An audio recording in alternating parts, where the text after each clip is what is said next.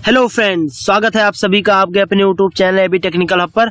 दोस्तों, आपको पता होगा कि इस समय आपका मेजरमेंट टॉपिक चल रहा है। आज आपकी 7वीं क्लास होने वाली, इससे पहले 6 क्लासेस हो चुकी हैं। अभी तक अगर आपने हमारे Telegram channel AB Technical Hub को ज्वाइन नहीं किया है तो जाकर ज्वाइन कर लीजिए।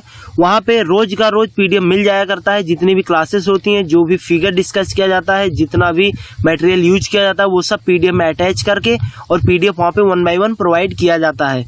तो जल्दी से ज्वाइन कर लीजिए और जुड़े रहिए। पिछली क्लास में हमने चर्चा किया था माइक्रोमीटर के टाइप्स के बारे में। वहां पर हमने 5 प्रकार के माइक्रोमीटर के बारे में समझा था। फिलहाल माइक्रोमीटर तो बहुत सारे प्रकार के होते हैं, सभी तो कवर नहीं करवा सकते, बस इतना ही कवर करवाएंगे जितना आपके एग्जाम पॉइंट ऑफ व्यू से इम्पोर्टेंट है। तो आज हम कुछ टाइप्स लेकर आए हैं जिनसे क्वेश्चन के बारे में चर्चा करेंगे। पिछली क्लास में हमने tube micrometer, depth micrometer, inside micrometer, screw thread micrometer और वी एनबिल माइक्रोमीटर के बारे में चर्चा किया था। अगर आपने नहीं देखा है तो जाकर देख लीजिए, लिंक डिस्क्रिप्शन में दे दूंगा। अभी आज हम बात करने वाले हैं फ्लेंज माइक्रोमीटर की, 3 पॉइंट इंटरनल माइक्रोमीटर की, ऑटोमोबाइल माइक्रोमीटर की, हब माइक्रोमीटर की, ब्लेड टाइप माइक्रोमीटर की, सीट माइक्रोमीटर की, डिजिटल माइक्रोमीटर की और वर्नियर माइक्रोमीटर की बात हम अगले क्लास में करेंगे। और डिस्क माइक्रोमीटर की, यानी इतने सारे 14 माइक्रोमीटर हैं जिनके बारे में हम चर्चा करेंगे। तो चलिए स्टार्ट करते हैं आज की क्लास को। तो पहला क्वेश्चन है कि फ्लेंज माइक्रोमीटर का उपयोग कहाँ करते हैं। तो इसका यूज गियर दांतों की कॉर्डल थिकनेस चेक करने के लिए करते हैं, और भी यूज है। तो सबसे पहले फ्लेंज माइक्रोमीटर के बारे में चर्चा करेंगे। तो आपके सामने पहली फिगर लगाते हैं। तो ये रहा हमारा फ्लेंज माइक्रोमीटर। तो अभी ये बिल्कुल सेम कोई नॉर्मल माइक्रोमीटर है, सेम वैसा ही है। बस अंतर केवल इतना है कि जो इसका एनबिल और ये स्पिंडल, तो इनके जो फेस है ना, ये थोड़ा फ्लेंज टाइप के बने हुए हैं। देख लीजिए, ये फ्लेंज टाइप के बने हुए हैं, नॉर्मल ना बने होके थोड़ा फ्लेंज टाइप के बने हुए हैं। इनका अदर नेम क्या है? इनका अदर नेम है गियर टूथ माइक्रोमीटर। रीडिंग वगैरह सब कुछ सेम है, पार्ट सेम है, बस सिर्फ ये फ्लेंज एक्स्ट्रा लग जाते हैं, बस इतना ही। ये भी हमारा कार्बाइड टिपेड होगा, उसमें कोई दो राय नहीं है। इसका यूज कहाँ करते हैं?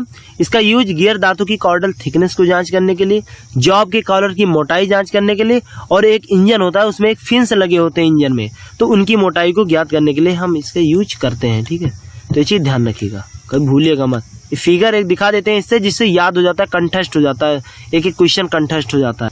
फिगर वाला तरीका आपको कैसा लगता है कमेंट करके जरूर बताना। तो चलिए अब बात करेंगे अगले क्वेश्चन की।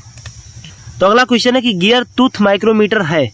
ये क्वेश्चन आ सकता था, इंपॉर्टेंट है एग्जाम में, इसीलिए क्वेश्चन उठाया गया है। तो गियर टूथ माइक्रोमीटर हमारा कौन सा है? अभी बताया था कि फ्लेंज माइक्रोमीटर का अदर नेम होता है। ठीक है, अगला क्वेश्चन है कि 3 पॉइंट इंटरनल माइक्रोमीटर के एनविल कितने डिग्री पर बने होते हैं? ठीक है, 3 पॉइंट इंटरनल माइक्रोमीटर के एनविल कितने डिग्री पर बने होते हैं? तो इसका राइट आंसर है 120 डिग्री पर बने होते हैं। अब चलिए फिगर लाके सब कुछ समझाते हैं। 3 इंटरनल माइक्रोमीटर होता क्या है, 3 पॉइंट। तो आपके सामने 3 पॉइंट इंटरनल माइक्रोमीटर की फिगर आ चुकी है। इसका यूज कहाँ करते हैं? आंतरिक व्यास चेक करने के लिए। अच्छा, इसका यूज क्यों पड़ा? अभी हमारा इनसाइड माइक्रोमीटर यूज में आ रहा था, तो इसका यूज हमें क्यों पड़ा? देख लीजिए, सबसे पहला कारण ये है कि ये डेप्थ में माप सकता है, यानी कभी ज्यादा अंदर गहराई में अगर माप लेना है तो आराम से माप सकता है। ठीक है, एक पॉइंट ये बेनिफिट है।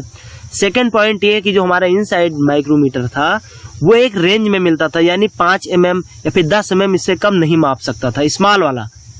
फिलहाल बड़ा वाला तो ज्यादा माप सकता है, लेकिन स्मॉल वाली की जो लिमिटेशन थी वो 5 mm मैंने बताया था।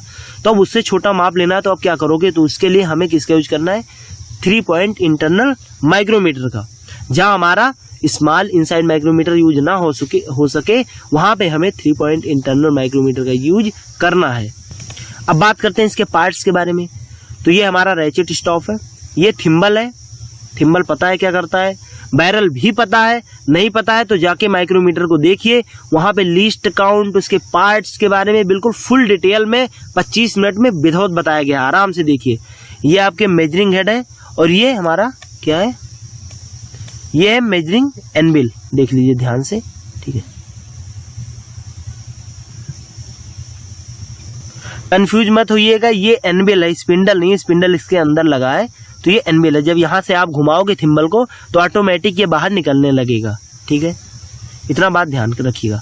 अब कितने पॉइंट होते हैं, ये जो हमारा एनबिल है ये तीन एनबिल होता है, यानी 3 पॉइंट होता है। एक ये है और एक इसके इस साइड होगा, ठीक है। तो 3, अब इनके बीच में एंगल कितना है, तो जब कोई सर्कल है, मान लीजिए कोई सर्कल है और उसके बीच में आपको 3 लाइन लेना है, तो वो तीनों लाइन का जहाँ सेंटर मिलेगा, सेंटर से जब आप तीनों लाइन लोगे तो उनके बीच में कितने डिग्री एंगल बनेगा, यानी 360 डिग्री का सर्कल होता है। और आपको 3 पार्ट में डिवाइड करना है, तो कितने 120 आएगा ना, 120 आएगा ना, तो इनके बीच का एंगल कितना होता है 120 डिग्री। तो ये भी ध्यान रखिएगा, ये इंपॉर्टेंट है। इसके जो एनबिल होता है ये भी कार्बाइड टिप्ड होती है, तो ये चीज़ ध्यान रखिएगा। अब इनका जीरो एरर कैसे चेक करते हैं, एक छल्ला आता है साथ में ही एक छल्ला आता है जिसका नाम है टेस्ट रिंग, वो साथ में आता है, उसको लगा के चेक कर लेते हैं। कैसे चेक कर लेते हैं बिल्कुल बता, देखिए सामने आपको दिखाई दे रहा है, ये छल्ला पहना देंगे और उसके बाद हम जीरो एरर चेक कर लेंगे है कि नहीं है। जीरो एरर की चर्चा पिछले क्लास में हो चुकी है, जाकर देख लीजिए, ठीक है। समझ में आ गया होगा, हमें आशा है कि समझ में आ गया होगा आपको 3 पॉइंट इंटरनल माइक्रोमीटर। तो चलिए चलते हैं हम आप अपने क्लास पे। क्वेश्चन था कि 3 पॉइंट इंटरनल माइक्रोमीटर के एनबिल कितने डिग्री पर बने होते हैं, 120 डिग्री पे बने होते हैं। क्यों बने होते हैं बताया मैंने। अरे मान लीजिए जो होल है आपका वो सर्कल में होगा ना, सर्कल में ही होगा ना, तो सर्कल को माप लेने के लिए बराबर सरफेस पे हर एक पॉइंट पे टच हो, उस प्रकार आप कितने 2 पॉइंट से तो सर्कल को आराम से चेक नहीं कर सकते। 3 पॉइंट 2 पॉइंट में चेक कर सकते हो मानता हूं, लेकिन जब ये 3 पॉइंट आप लगाओगे ना तो 3 पॉइंट से ज्यादा बेनिफिट हो जाता है, तो 3 पॉइंट से आराम से ले सकते हो, इसीलिए ये 3 पॉइंट बनाए गए हैं। तो ये चीज ध्यान रखिएगा। हमारा अगला क्वेश्चन है कि एडजस्टेबल माइक्रोमीटर कहते हैं, ठीक है। एडजस्टेबल माइक्रोमीटर कहते हैं, ठीक है।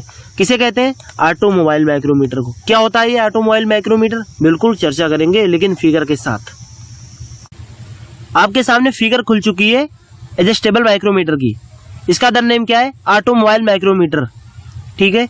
ये अदर माइक्रोमीटर से अलग क्यों है, जो इसका रेंज होता है वो साधारण माइक्रोमीटर से ज्यादा होता है। अच्छा, एडजस्टेबल माइक्रोमीटर से कहते क्यों है, इस पे विस्तार से चर्चा करेंगे।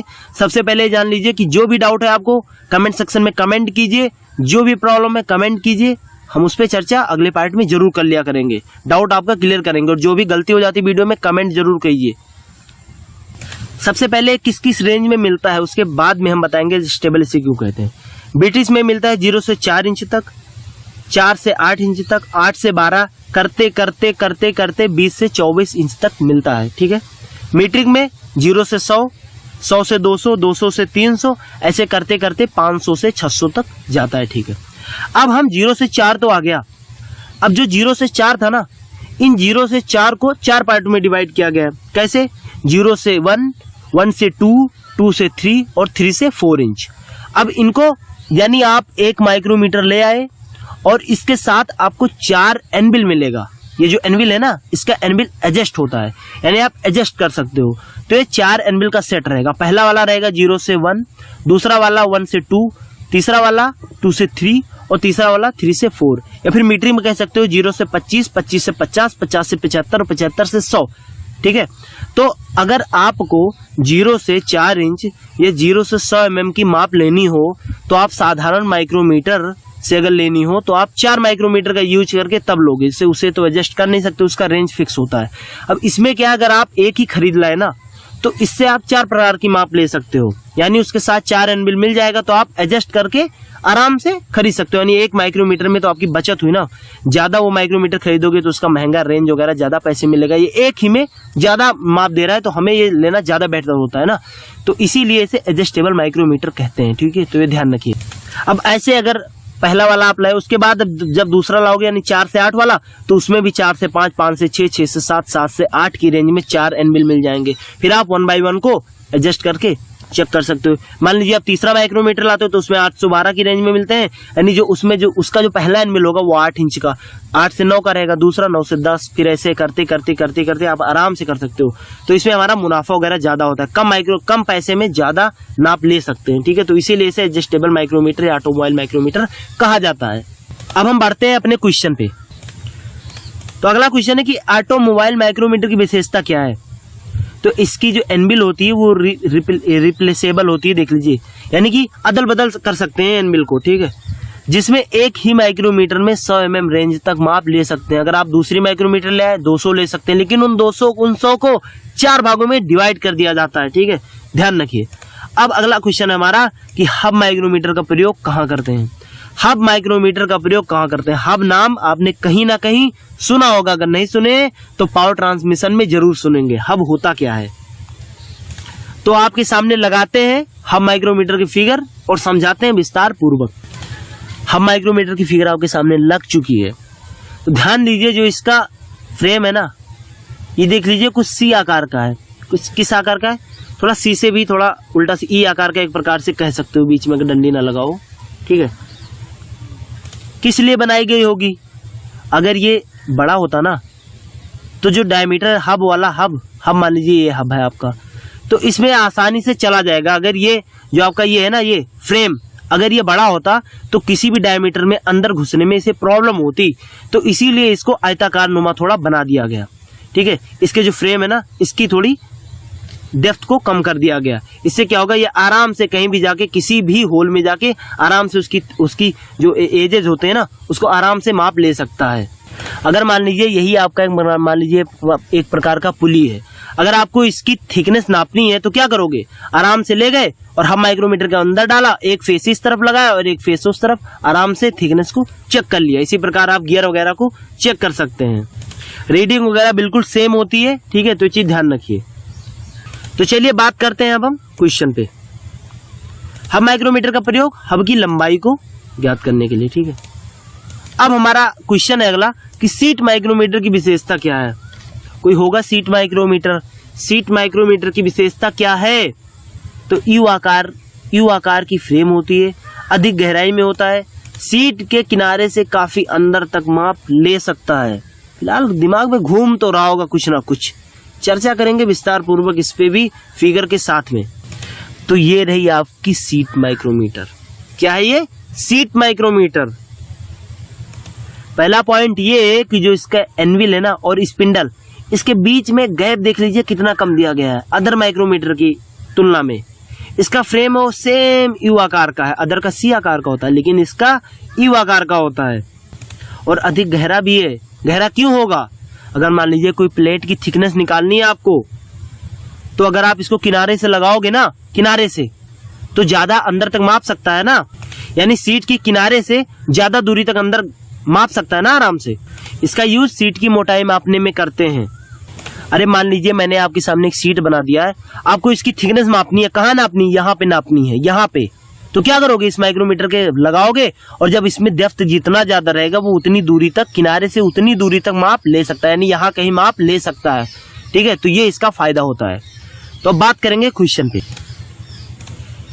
तो क्वेश्चन था आपका कि सीट माइक्रोमीटर की विशेषता, बात कर लिया था। सीट माइक्रोमीटर का प्रयोग कहाँ करते हैं? सीट की मोटाई मापने में बताया था ना, ठीक है, अंदर तक भी मोटाई माप सकती है। अब आता है अगला क्वेश्चन, इंपॉर्टेंट है। पेपर गेज माइक्रोमीटर क्या होता है?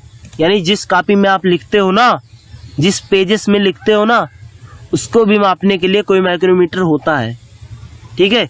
तो इसके लिए पेपर गेज माइक्रोमीटर के बारे में चर्चा करनी पड़ेगी, उसके बाद में क्वेश्चन की डिस्कस करेंगे। तो आपके सामने फिगर आ चुकी है डिस्क माइक्रोमीटर की। इसका अदर नेम है पेपर गेज माइक्रोमीटर या पेपर थिकनेस माइक्रोमीटर भी कहते हैं, कंफ्यूज मत रहिएगा।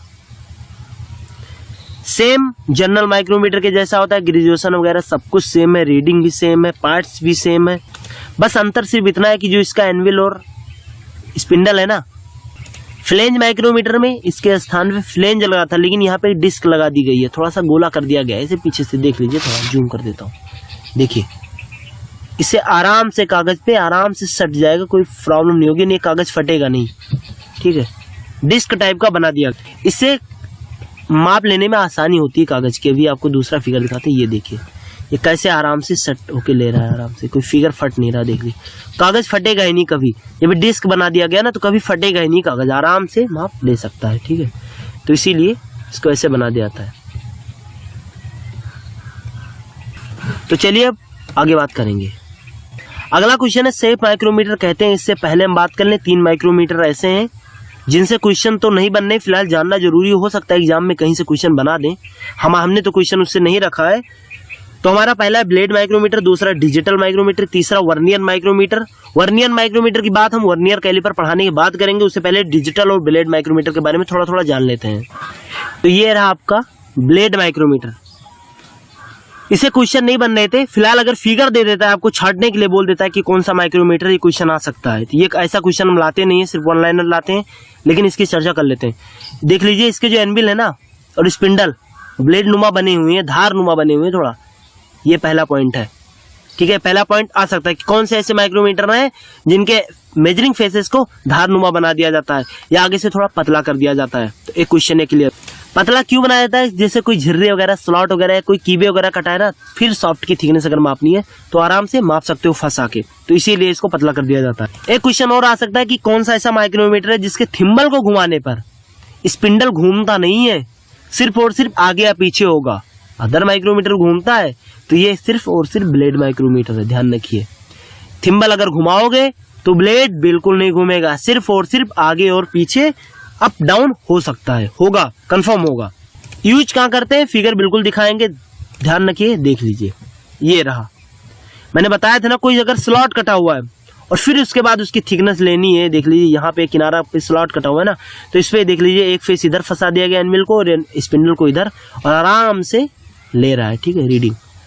एक फिगर और दिखाते हैं, ये रहा, ये देख लीजिए, इस पे चूड़ी कटी हुई है और फिर इसकी थिकनेस लेनी है, तो आराम से आसानी हो रही है इससे लेने में। ठीक है, अदर से हमें नहीं ले सकते, बिल्कुल नहीं ले सकते, तो इसलिए इसको ब्लेड नुमा बना दिया गया। तो ध्यान रखिए, रीडिंग वगैरह सेम बिल्कुल आउटसाइड माइक्रोमीटर के जैसा ही होता है। लिस्ट काउंट समझने के लिए बिल्कुल बिल्कुल इतना इजी मेथड बताया गया है ना, जाकर वीडियो को देख लीजिए, बहुत ही इजी मेथड से समझाया गया है। अगर कुछ नहीं आता ना, आपको मैथमेटिक्स कुछ भी नहीं आता, वीडियो देखने के बाद आपको 100% आ जाएगा, मेरी गारंटी। नहीं आता है तो डिसलाइक कर दीजिएगा वीडियो को।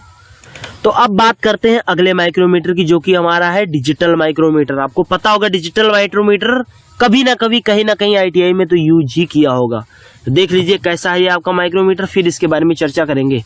इसकी जो रीडिंग प्रोसेस है सब कुछ सेम आउटसाइड माइक्रोमीटर पे है होता है, बस अंतर सिर्फ इतना है कि इसके जो लॉक स्क्रू है ना, ये इसके नीचे एक डायल पैड लगा होता है, एक डिजिटल काउंटर लगा होता है। ठीक है, तो बस अंतर इतना ही है।